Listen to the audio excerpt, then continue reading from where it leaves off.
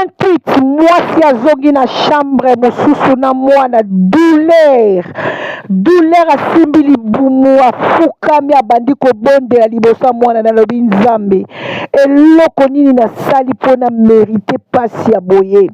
souffrance ya boye mobali akonionga nga nzambe eloko nini nasali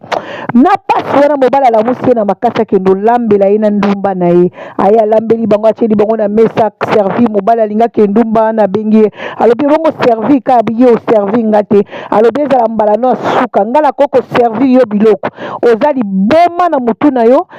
ye wana ndenge oyeli mobali no abengi yo nga nalambeli mobali na nga kobosana te mutu oyo abengi so na ndako aza marie mwasi wana abi namoni mwasi to azoreponde nga mabe yo ovandi nie namoni eloko nini naye kosala na ndako no te abi ya sheri kolanda ye te ya des fois mwasi oyo asalaka badepression a des fois mutu ne esalaka bien te